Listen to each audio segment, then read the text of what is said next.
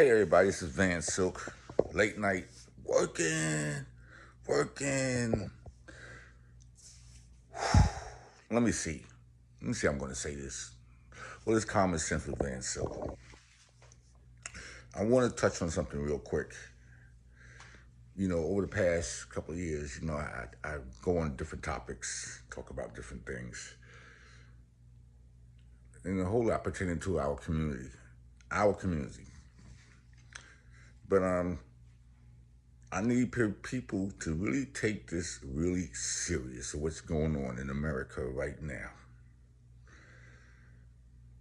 We are living in a dark America. It's dark. Trust me when I tell you. Now, our people are not paying attention. I'm not trying to be a preacher, just a teacher. But let's just go back 65 years ago. 1960, we were called migrants. In the South, blacks were migrants, work in the field. Some were making $1, $2 a day. And the sad part about all of this, nobody's paying attention to what's going on in the political world with who's in office now. There was a program called Harvest of Shame, which I'm going to play again. And you're going to see what's happening today. What's happening in 1960. Now remember, they brought the Mexicans over. They call them from the Caribbean, to replace the blacks working in the fields. Yes. Now, I know as a young kid going down to my grandparents' house in Holly Hill, South Carolina, yes, I worked in the field.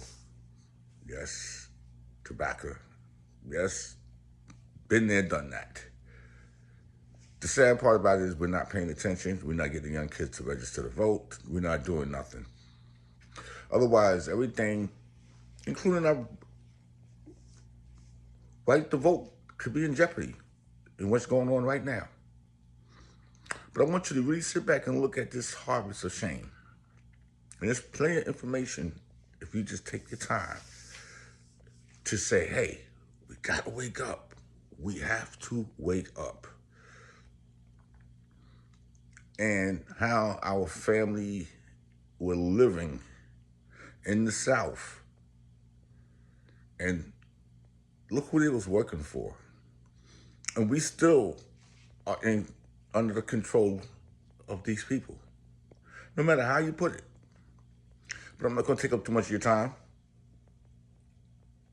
It's 2 o'clock in the morning, but I'm up. Harvest of Shame, I'm bringing it back. And I want you to really share it with your friends. Make sure you like Common Sense with VANSILK. There's going to be a lot of content going up. I'm pushing 2 to 3 contents a day. But right now, check out Harvest of Shame. Leave a comment, leave your opinion. Y'all have a blessed day today.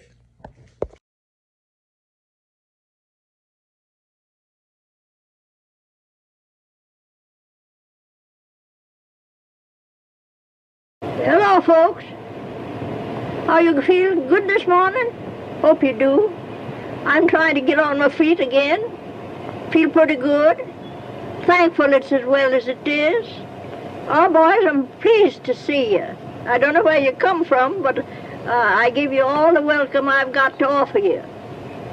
And I want to tell you that I'm living on the same ground that I've lived on for 75 long years when I come here as an 18-year-old bride. I went to Washington 50 years and a little more ago. I saw all the people around there and been with the presidents. And I learned a great many things up there that I didn't know before. I'll add a little more to it. I was one of the board of lady managers for the Chicago Exposition. And I served my full time in Chicago and learned a good many things over there. I was a delegate to the Tennessee Centennial Exposition. I was a delegate to St. Louis, a juror at St. Louis. I think for a North Georgia cracker of my size and age, I've had a pretty good education on that line. That do all right. I was a 3-year-old girl when the Indians were moved from this country to Indian Territory. I have an indistinct recollection of seeing the red men as they went through the woods, for everything was woods nearly at that time. I have a distinct impression, if a 3-year-old child can have it. Nevertheless, I've been here since that time, and I've seen the march of progress all the way. At that time, we had only stagecoaches, and we only had horses and buggies, and we had lots of footback travelers.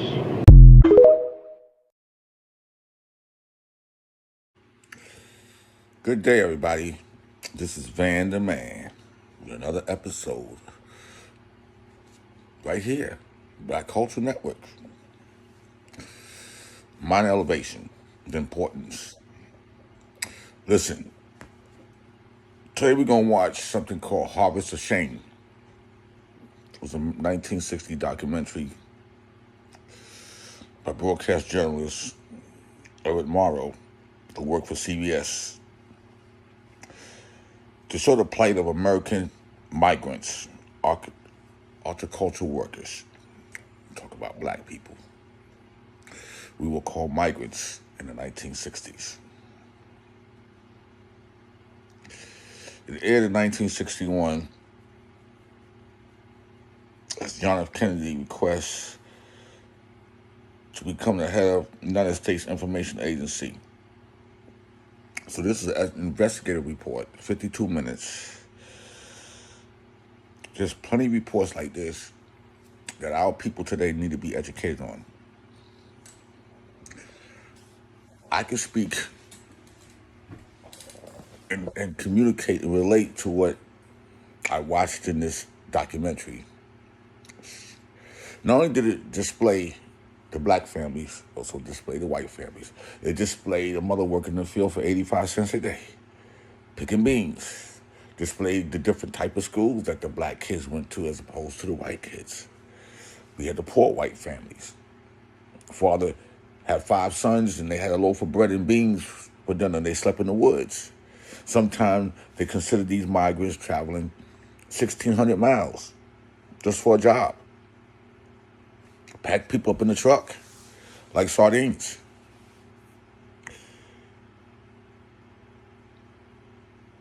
Kids today will never understand what the kids 50s and 60s went through still in the 50s and 60s. I understand. I had my experience as a 10-year-old going down to visit my grandparents and aunts and uncle in Holly Hill, South Carolina, and living in the projects, and you go down to the house where your mother was born in 1937. Evidently, your grandparents lived there previous 20, 25 years previous, that I was introduced to no bathroom. Quickly got introduced to the water pump and chopping wood and chasing chicken and picking tobacco. And it gave me a respect for our ancestors in life. Our kids will never understand it because they didn't have to do nothing. They think what they do today is hard. There ain't nothing hard about what you do today. You make things hard. You know, if we sprung our arm, alcohol. It's like today they'll get a scratch and they just cry.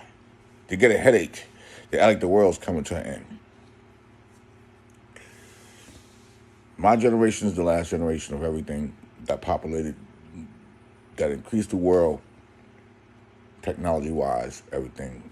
Those born within the generation of computer and technology. Black inventors that a lot of our people don't know about. But this is VANSILK right here. I'm trying to create the Black Culture Network to educate our people. I wish you'd sit down, watch 52 minutes, Harvest of Shame. Have your kids watch so you can get an in-depth look about what it was like. This was just in 1960. 64 years ago. If you're 40, it was 24 years prior to you being born. Think about it. Go check out the Harvest of Shame. Leave a comment. Leave your opinion. Make sure you subscribe to my channel on rumble.com, the Black Culture Network. And check me out on YouTube. Now I'm House of VANSILK. And y'all have a blessed day. And let's continue on to Black excellence. Over here, 7 cents. All day, John. Over here, 7 cents today. We're paying today. We're paying more than anybody in town. 7 cents, heavy today. 70 cents today. Here's 70 cents. 70 cents all day jumping. All I can do is advise you. 8 cent a box, and you guarantee you if you pull today and we pull what we got to pull today, you'll have $11 in your pocket. This is not taking place in the Congo. It has nothing to do with Johannesburg or Cape Town. It is not Nyasaland or Nigeria.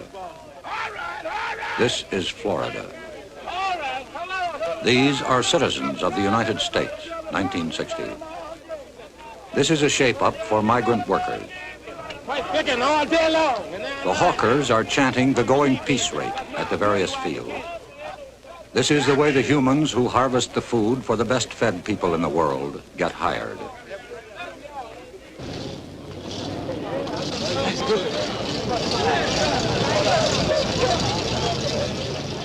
One farmer looked at this and said, "We used to own our slaves. Now we just rent them." The Secretary of Labor looked at the migrant plight and said, I think they're the great mass of what I've called the excluded Americans. They are people who cry out, the workers and their children and their wives, who cry out for some assistance, and whose plight is a shame. It's a shame in America. The president of the American Farm Bureau Federation, the largest farmers' organization, says, I think that most social workers would agree that it's better for a man to be employed, even if his capacity is such as to limit his income. And we take the position that it's far better to have thousands of these folks who are practically unemployable, earning some money, doing some productive work for at least a few days in the year. this is an American story that begins in Florida and ends in New Jersey and New York State with the harvest. It is a 1960 Grapes of Wrath that begins at the Mexican border in California and ends in Oregon and Washington. It is the story of men and women and children who work 136 days of the year and average $900 a year. They travel in buses. They ride trucks. They follow the sun. Well, I don't know. It don't look like we'll ever get ahead. I guess we'll just have to keep going till we can find something better.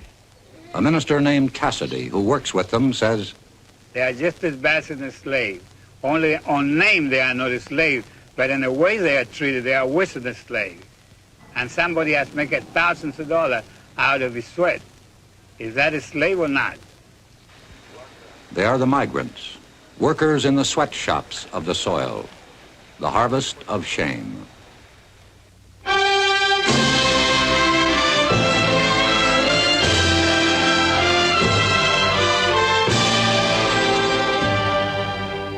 Brought to you tonight by Philip Morris Incorporated, makers of Marlboro, filter cigarette with the unfiltered taste. Now, Edward R. Murrow. This is CBS Reports, Harvest of Shame. It has to do with the men, women, and children who harvest the crops in this country of ours, the best-fed nation on earth. These are the forgotten people, the underprotected, the undereducated, the underclothed, the underfed. We present this report of Thanksgiving because were it not for the labor of the people you are going to meet, you might not starve, but your table would not be laden with the luxuries that we have all come to regard as essentials. We should like you to meet some of your fellow citizens who harvest the food for the best fed nation on earth. David Lowe talks to Mrs. Doby, 34 years old, mother of 9 children. Mrs. Doby, what things do you pick up north? We pick strawberries and cherries. Who works with you out of this family here? Everybody except the baby. Who takes care of them in the field? Well, they just kindly stay along with us or take care of themselves. The one that can't walk usually stays in the baby buggy. What is an average dinner for the family? Well, you mean what do we have in? Yes. I cook a pot of beans and fry some potatoes or some corn or something like that. How many quarts of milk do you buy for the children, Mrs. Well, we don't have milk except maybe when we draw our paycheck, we have milk about once a week. For all these children you have milk? The baby has, she is on the bottle, and she uses about 15 cans of milk a week, but the older children have milk about once a week. Do they like to drink milk, Mrs. Doby? Yes, they like milk. The only reason I asked that question, I was quite shocked that they had milk only once a week. Just thought they didn't like it, but they like milk, but there's so many, a gallon of milk will make them a glass around, and so we just can't afford it every day. What do you want most for your children, Mrs. Doby? Well, I'd like for them to have a career, whatever they'd want to be when they got older. Of course, the smaller ones, don't realize yet to know what they'd like to be. But the older girl, she'd like to go to school if she could. Of course, she'll probably be like the boy, have to quit as soon as she's old enough. She really likes to go to school, but she had to miss last week because she had to keep the baby for me to work. Mrs. Doby, wouldn't you ever care to have a house of your own? I'd like to have a house. If we plan to buy one, if we could ever get enough to pay down on one, we'd buy one. Do you think this will ever happen? Well, it don't seem like it. This is Belglade, Florida, where the Exodus has its beginning every year.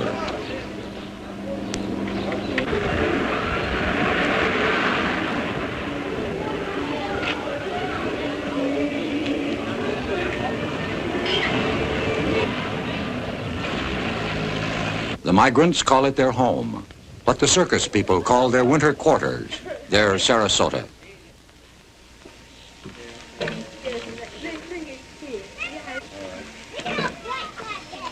Charles Goodlett, chief of police of Belglade, says, the problem that we have now are the ones that come here that don't have the money to rent a room.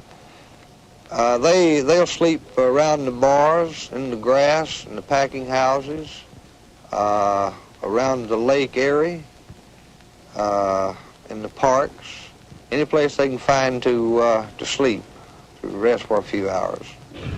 They come here with one thought in mind, is to survive till the end of this season and save enough money to get to the next state, going north. From towns like this throughout Florida and throughout the South, the 2 to 3 millions move out on their annual migration, which ends in late November.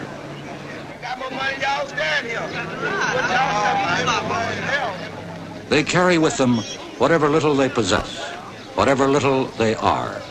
At the Okeechobee labor camp, while families were preparing to move north, there was still some work in the bean fields. Children, as usual, were left to fend for themselves. Jerome, how old are you? 9. 9. Do you go to school? Yes. Where do you go to school, Jerome?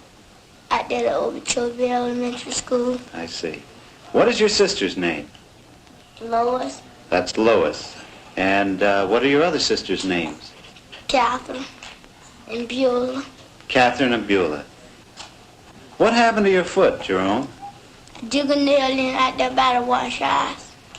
So you drove a nail in out by the wash house. What did your mother do for that? She put some alcohol on it Where do you sleep, Jerome? in his bed. You have this big bed? Yes, What happened? How did you get that hole in that bed there, Jerome? the rats. The what? Rats. Now, Jerome, you are taking care of Kathy, of Beulah, and Lois. Yes, Now, are you going to give them lunch today? yes. What are you going to feed them? I don't know. Do you have any food here to give them? Yes. I see. What time does your mother come home? I don't know. The following day, Aline King, the mother of Jerome, Kathy, Lois, and Beulah, again was picking beans. Aileen King, I saw your children yesterday at the Okeechobee camp. Why didn't you put them in the nursery? I don't make enough to pay for it. How much does it cost to put them in? 85 cents. 85 cents. That's right. Aileen, what time did you come out the field this morning? 6 o'clock. What time would you get home? About 3:30, 4 o'clock. 6 this morning to 4 o'clock this afternoon. That's right. How much did you earn? $1. $1? That's right. $1. Is that because the beans were of poor quality? That's right. Has this happened before? That's right. How much will your food cost you today? About $2. Aileen, how old are you? 29. How many children do you have? 14. How old were you when you first started working in the fields? 8. You've been working 21 years in the fields? That's right. Aileen, do you ever think you'll be able to get out of this kind of work? No, sir. All the migrants travel fourth class. If there is a privileged class, they ride in their own jalopy, in the best Jode family tradition.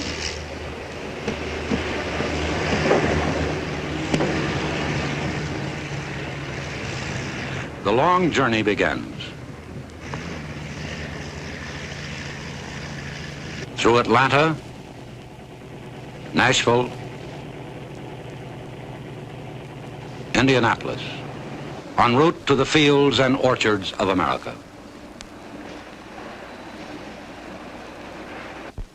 Lowe has been following the migrants for the past 9 months. Some are freewheelers who travel as a family unit. He met the Parsons family as they were about to leave Belglade tomatoes for Indiana strawberries. Mr. Parsons, do you think the farmers you work for care about your problems? No, sir. They're not in particular worried about you. They just want their stuff out and you get away as quick as possible. Would you say that you're welcomed when you're needed? Well, that is the only time that you are welcome, is when they are needing you. They're friendly and everything, but once they're done with you, well, they'd rather for you to move. Did they ever ask you to leave their places? Oh, yeah. They tell you if you're finishing up like tomorrow, well, they had rather for you to be out and gone in about 3 days, and that way it'll cut down on their electric bills and all of the other stuff. What do you want most in this world for you and your family? I'd like for my family to be well, stay together as much as possible. I'd like to be on a farm somewhere out away from so many people, to where they could attend one church and be interested mostly in one school, and that way I believe they'd all be better satisfied. Mr. Parsons, do you think this will ever happen? Not at the rate that I'm going now, no. Most of them ride 1,500 to 2,000 miles to work in vehicles owned by crew leaders who recruit the workers for the migration north. This is the Roach family looking for work. Mr. Roach, how did you happen to come to this place?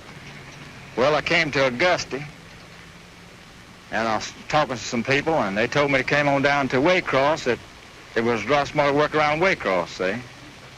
Well, how many miles have you been traveling looking for work so far? About 1,600 and something. Mr. Roach, where did you spend the night last night with your family? Over in the woods. Pulled off on the side of the road, a little dirt road that's left side in the woods, outside the car.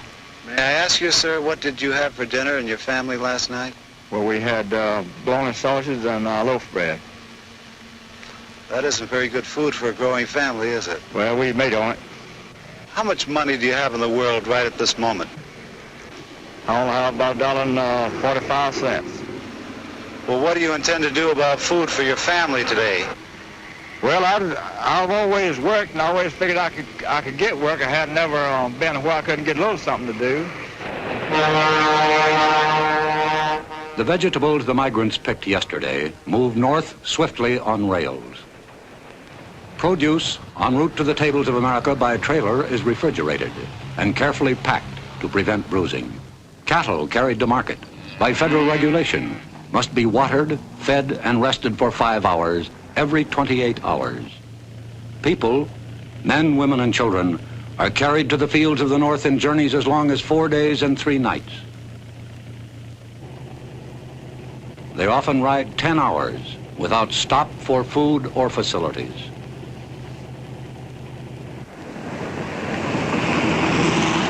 The first stop is normally at Yulee, Florida, 1 mile from the Georgia border, a checkpoint for farm labor leaving the state. Okay.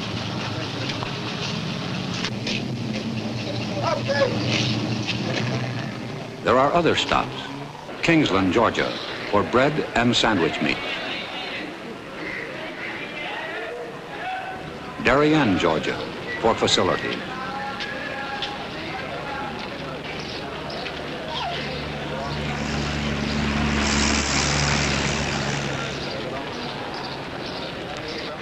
A roadside stop en route in South Carolina.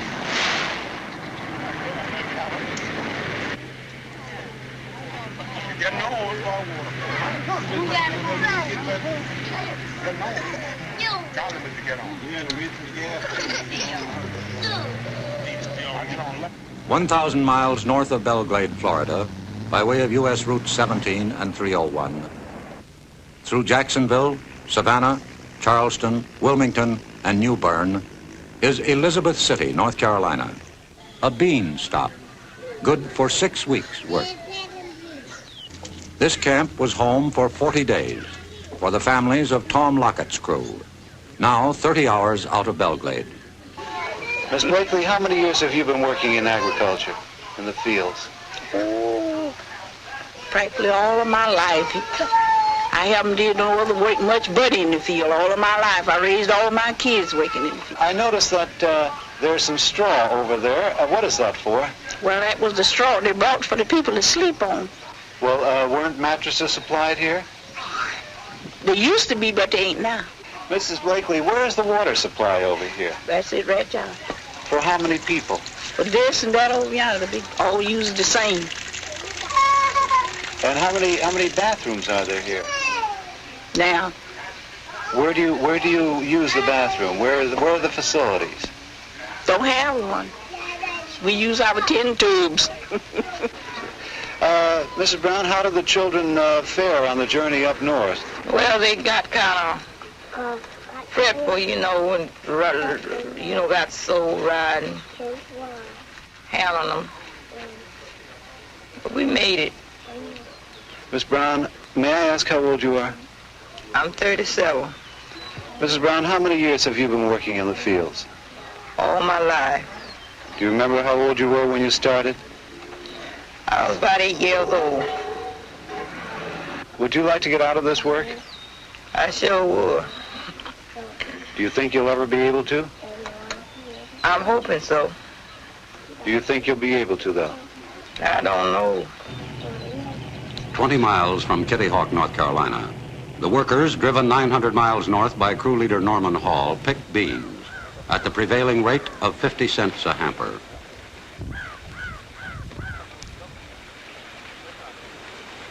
Lunch is not a picnic, whether brought from the labor camp or purchased at the open-air kitchen, or in a bottle, heated by the rays of the sun. In a survey in 21 states conducted by the National Council of Churches, the migrants themselves listed the evils of labor camp life. Bad housing, flies, mosquitoes, dirty beds and mattresses, unsanitary toilets, and lack of hot water for bathing. One employer of hundreds of migrant laborers was asked, are they happy people? Well, I guess they got a little gypsy in their blood. They just like it. A lot of them wouldn't do anything else. A lot of them don't know any different. That's all they want to do. They love it. They love to go from place to place. They don't have a worry in the world. They're happier than we are. Today, they eat. Tomorrow, they don't worry about. They're the happiest race of people on earth. Mr. Jones, do you think that the migratory laborer makes a living wage? They make a poor living. In other words, sometimes it's just like the farmer. Sometimes when things are good, when the yields are good and they can make good money, they make a good living. But take year in and year out from different seasons, different sections of the country, I'd say no, they make a poor living. There are days when beans are not ready for harvest, and that's one more day with no income. Ed King, a crew leader, hauled his workers to this camp at Powell's Landing, Virginia, where they worked 5 weeks pulling corn and picking beans. And when the fields have been stripped in North Carolina and Virginia, the trucks and buses again move north.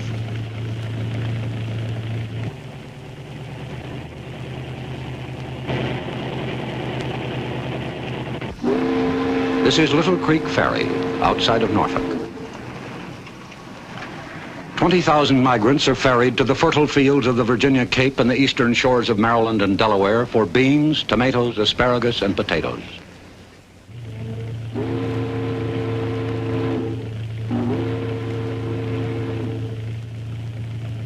For one crew, hardship was climaxed by disaster, the death of a migrant. We had a little trouble on the road about 4 o'clock this morning, Sunday morning, and a car and a little wreck.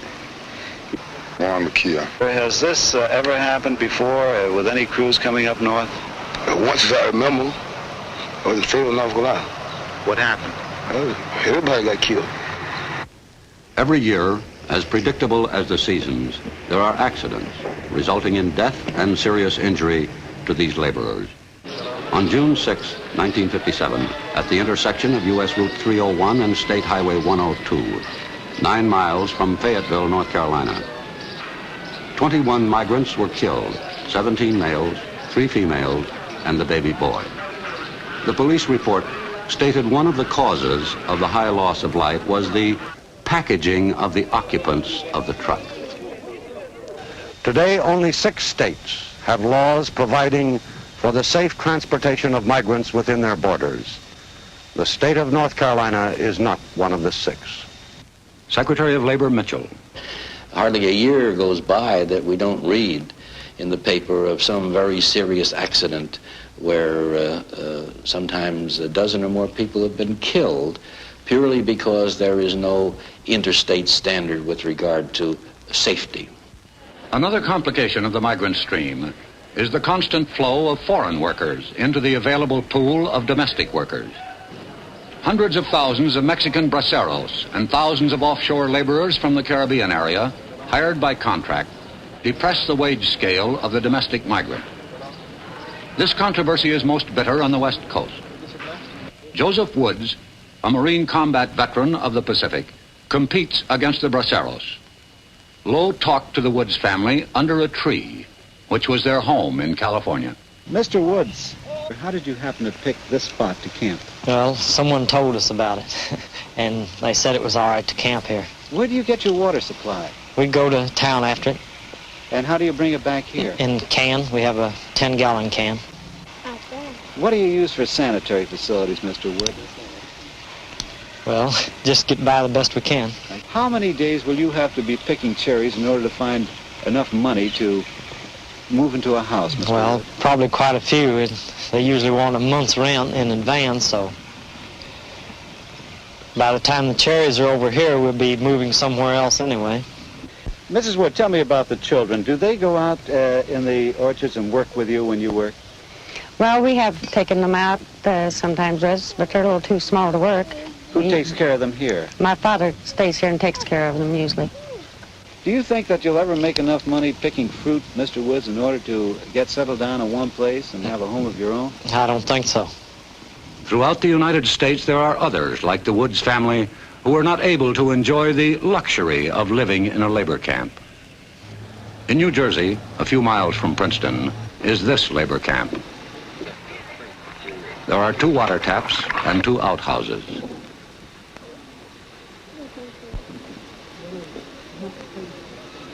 Families live in 1 room, usually in 1 bed. The single men live in the bull pit.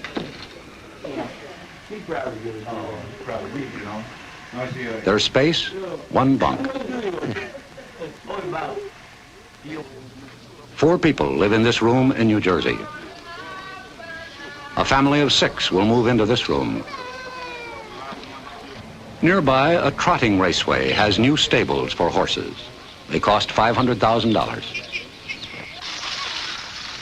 At Cutchogue, New York, 300 migrants live in this camp owned and operated by the Potato Growers Association of Long Island. This is migrant housing, 90 miles from Times Square.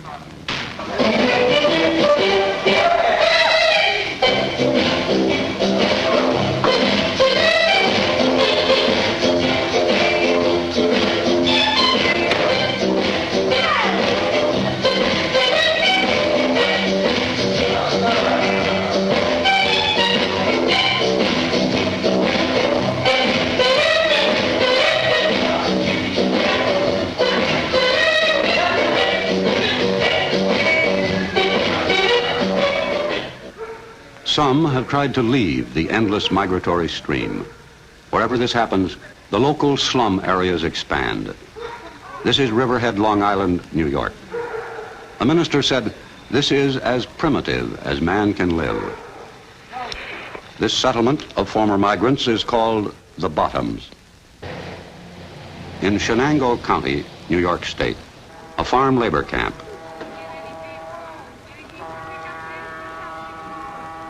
The ultimate goal of Ed King's crew, 1,257 miles from Belglade. The migrant mission serves 1/2 pint of milk and 1 cracker to each child. This is their lunch.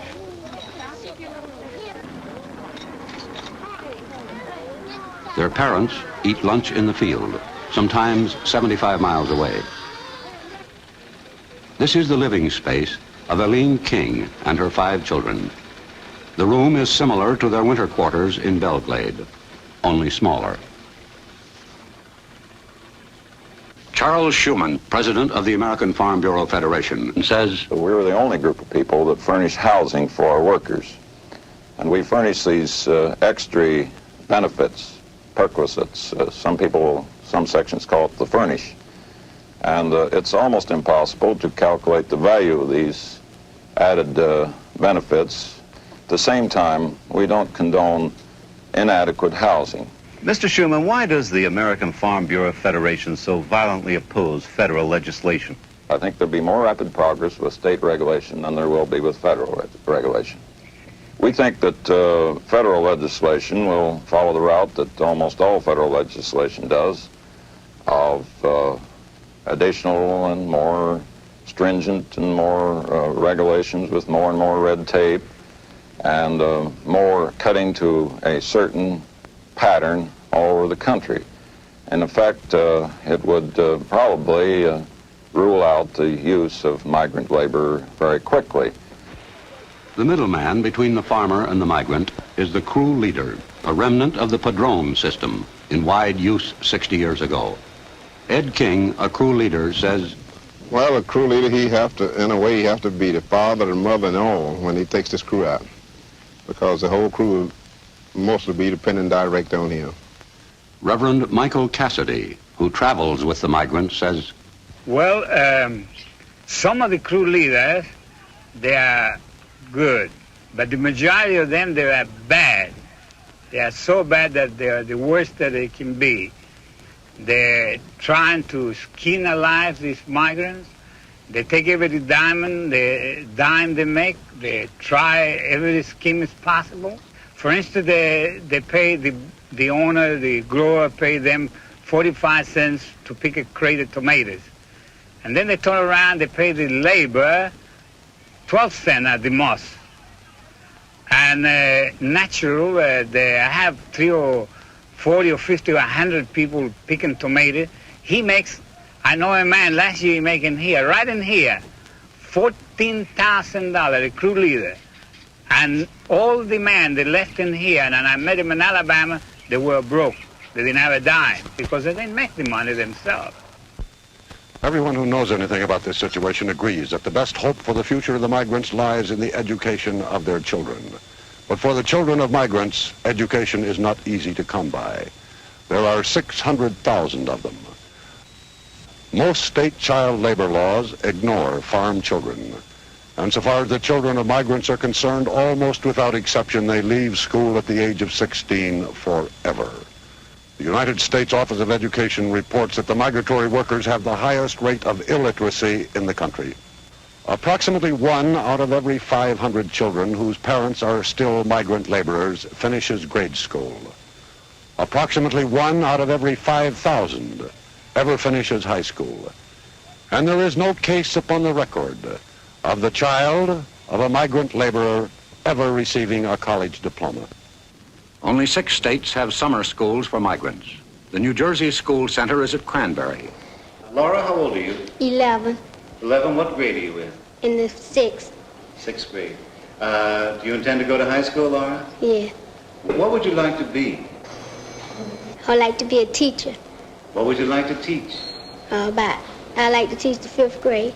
What do you think about going to school here in Cranberry, New Jersey, Harriet? I like it. I like it. Well, good. Would you, do you have any idea what you want to do when you grow up? Be a teacher. Well, good. How old are you, Patricia Ann? 8. What grade? 9? What grade are you in? 4. Do you have any idea what you want to be when you grow up? Yeah. What's that? A nurse. Otis, what would you like to do when you grow up? Be a doctor. You going to be a doctor? Yes. What kind of a doctor, do you know? I think I'd rather be a dentist. A dentist? Cure teeth. Mrs. Christine Shack, their teacher, was asked about her pupils. Mrs. Shack, do your pupils, who are, most of them, children of migrant families, are they anxious to get an education? Terribly anxious, even more so than the child in the normal school year. Do they get any help from their parents as far as schoolwork is concerned? Usually you will find that the parents themselves are not educated. When we go out to enroll the children, oftentimes the parent will make an X and the person interviewing will have to sign it in order to get permission for the child to be enrolled in school. Mrs. Shack, how does this problem affect you personally? I think maybe I feel a bit of responsibility toward these children because I realize that we here in New Jersey reap the benefits of their parents' labor, and the children are suffering because their parents are here doing this. I saw one bright little girl. Her name was Laura Weeks. Will she really have a chance to continue her education? Laura is from a rural area in Florida, and she is from an exceedingly large family. In fact, I believe there are 8 or 9 girls, all girls in the family. They have been coming to New Jersey now for about 3 or 4 years, to my knowledge. Laura is one of my returning pupils. I've seen great progress from year to year in Laura. We've had her for 3 sessions. However, I think because of the family's financial conditions and the size of the family and the fact that she is in a rural area, that she probably will get no farther than upper junior high school or maybe complete high school with luck. What about Harriet Damon? Harriet, too, is from a very large family. There are 9 children in the Damon family. We have 6 of them here in the summer program. She is the oldest of the 9.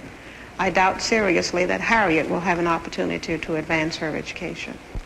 One can't help but have compassion for those who find themselves in such a condition. The federal government spends $6.5 million annually protecting migratory wildlife. This year, Congress failed to appropriate $3.5 million to educate migratory children. Senator Harrison Williams, chairman of the Subcommittee on Migratory Labor, was asked if state or federal legislation was the answer. Many aspects can only be successfully dealt with at a national level. For example, wages. We see states in competitive positions. They're reluctant to raise wages through legislation in their state because their farmers are competing with farmers in other states. And we see in education some states who have taken great strides. We can't expect states to do it alone when they know their neighboring state with whom their farmers compete are not doing anything. We know that just about everybody in this country has some federal support for adequate housing through FHA or whatever the program is, except the farm community. And the migrant farmer is the most poorly housed member of our society. Senator Williams, a Democrat, and Secretary of Labor Mitchell, a Republican, have called for legislation which will probably come before the next session of Congress. And only last week, President Eisenhower made the Presidential Committee on Migrants a permanent body. But the real problem is that there are many kinds of farmers and many kinds of crops. The big mechanized grain and dairy farmers use little or no migrant labor.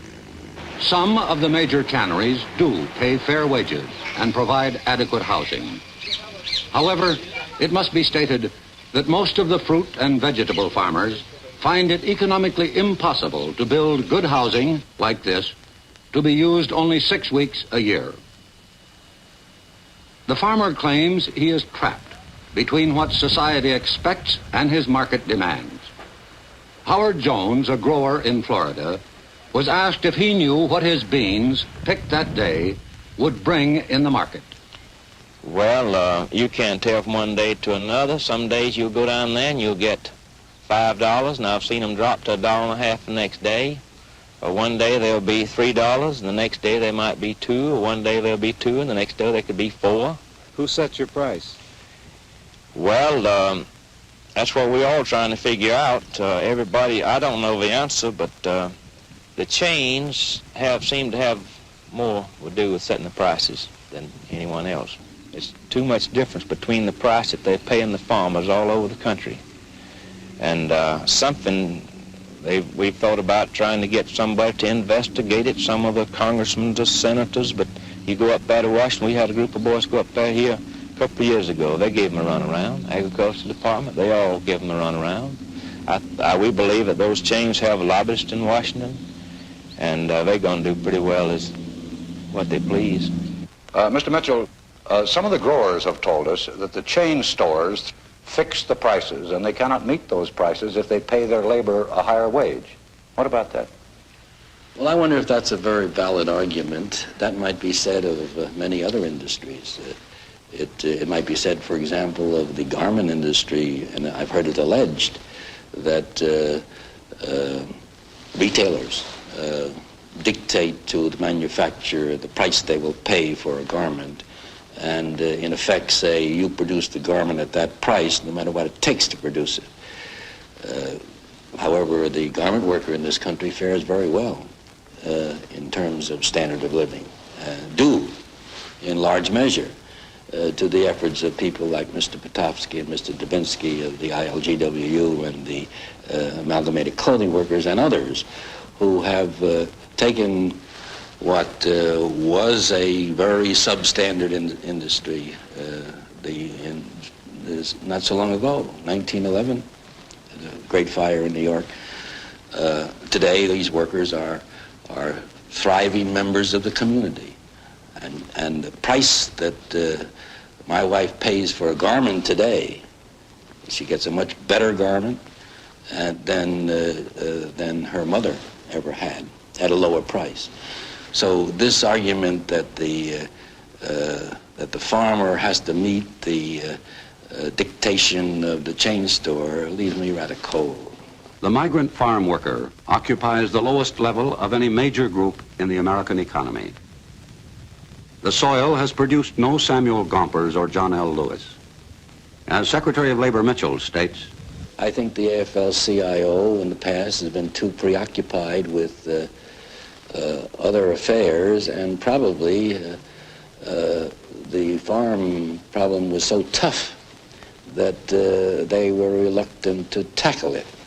I think their attitude and policy has changed, and they're making a greater effort now to organize than they ever have in the past.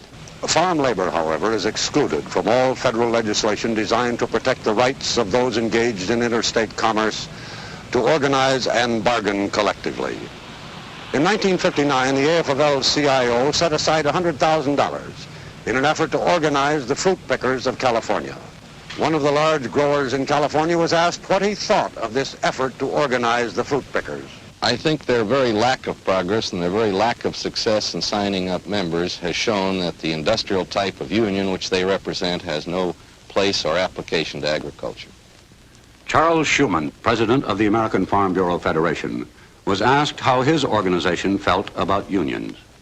I think that the agricultural worker needs to have the right to change jobs, freedom to move about, freedom to quit if he doesn't like it, freedom to protest, freedom to negotiate where they are organized, but the right to strike at the time of harvest ought to be regulated in some manner. The AFL-CIO organizing committee in California thinks differently. Earlier this year, they called a strike meeting of cherry pickers in Stockton. Always on the go for a winter steak in summer, and the pay has been too low. A meeting reminiscent of the days of auto and steel organizing in the 30s. We must stand as one or fail. Keep your hand upon the dollar and a dime for every pail.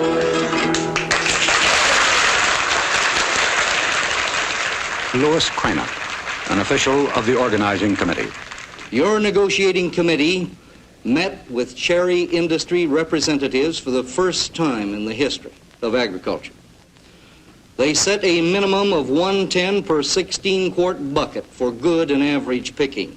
Now, some contractors and growers will try to beat down that minimum price.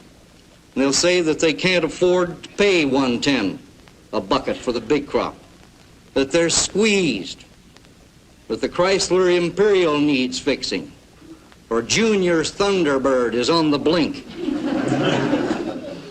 Now it's up to you and the rest of the pickers. It's your program. It represents united action. Sure, you can get a job, but if you can't live on what you make, what good is the job? You make about $5 or $10 today, and tomorrow you just looking for a job and stay on the street looking for a job. You don't got no job another day. And what do the local people supposed to do? We live anywhere, in a tent, under a shade tree, under a river bridge. We drink water out of a creek or anywhere we can get it. 5 or 6 families drink out of 1 cup, a tin can, or anything else. We're to blame. We tolerate that stuff. If we stick together and say we won't do it, we won't pick your cherries until you give us some restrooms in the field for the ladies, some for the men, and some water fit to drink, we won't pick them.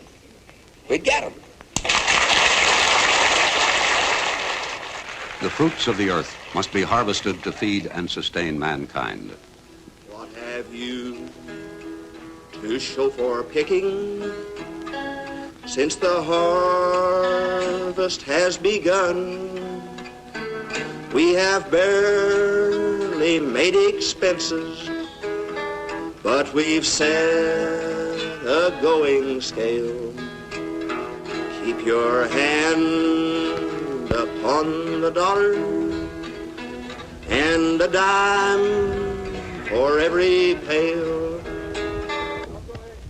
The question posed by thoughtful men is, must the 2 to 3 million migrants who help feed their fellow Americans work, travel, and live under conditions that wrong the dignity of man?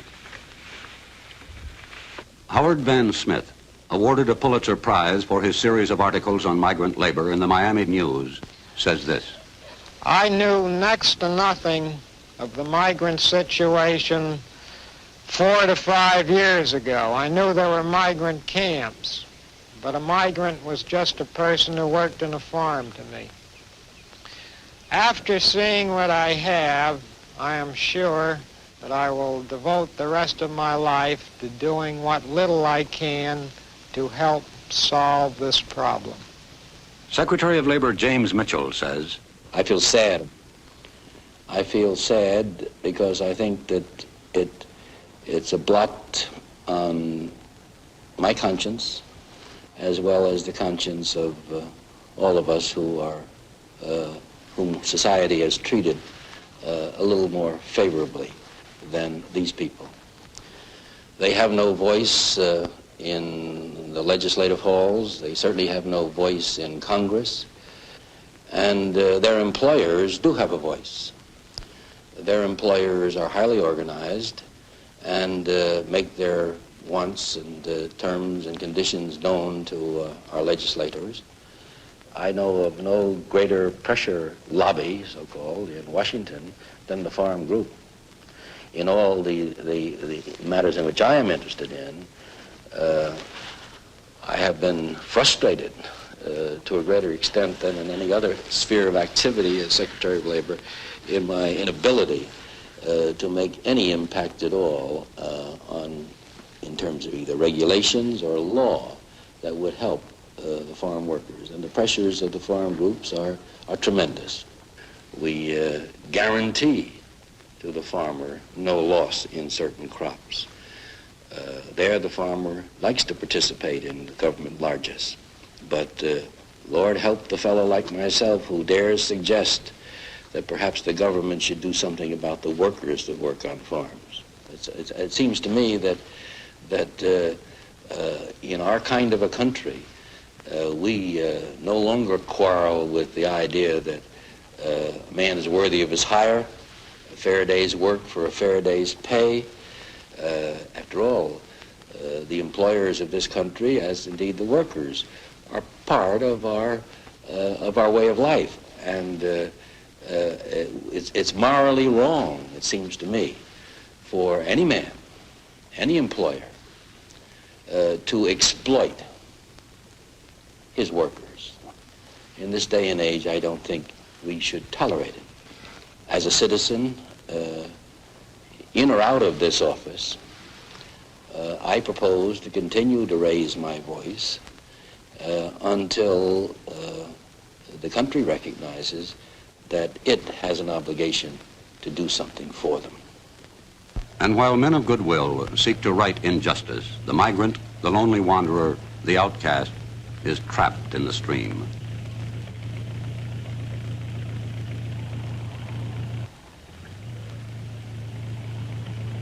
Now it is November. The last of the laborers, in trucks, buses, and cars, approach the southern states to start the cycle all over again.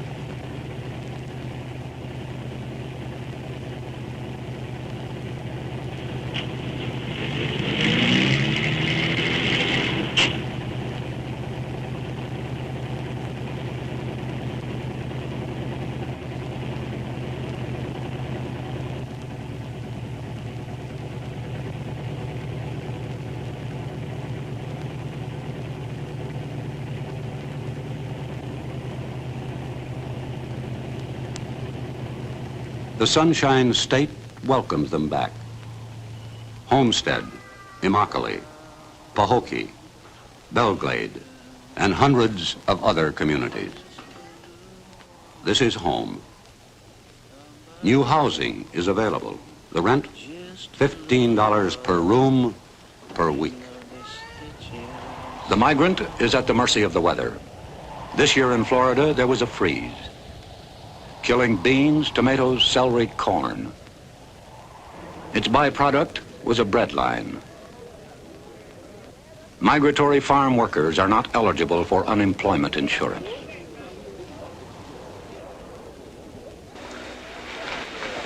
This happened in the United States in 1960. A line of humans waiting for a ration of tinned goods, milk and bread.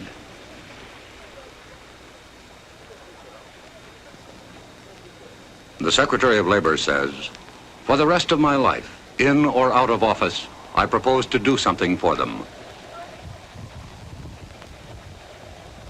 A hardened newspaper man says, for the rest of my life, I will do what little I can to help.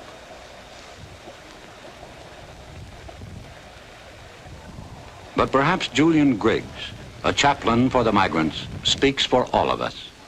Is it possible to have love without justice?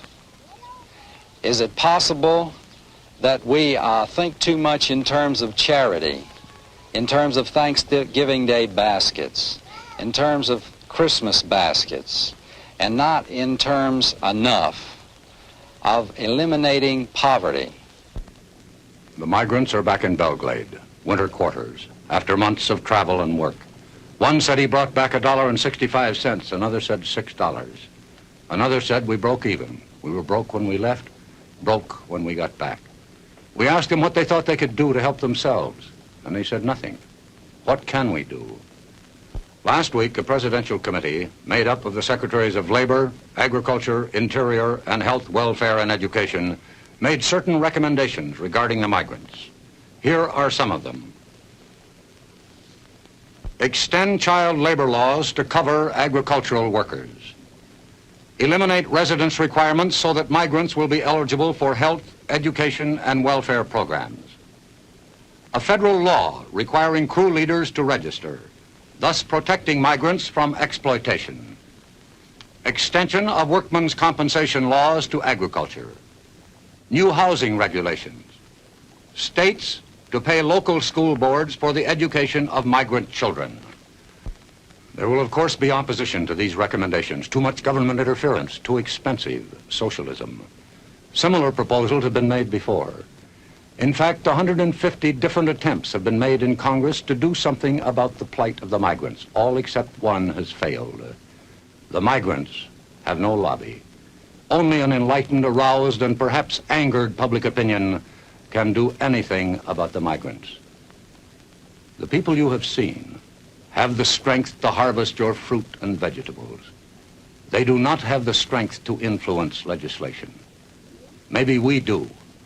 Good night and good luck.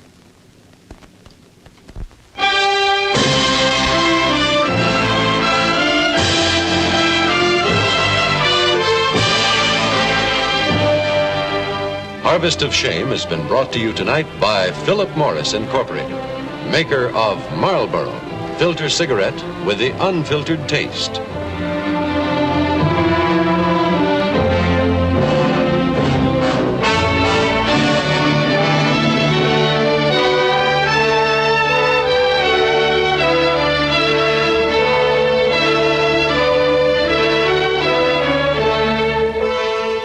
CBS Reports, Harvest of Shame, was filmed and edited by the staff of CBS Reports under the supervision and control of CBS News.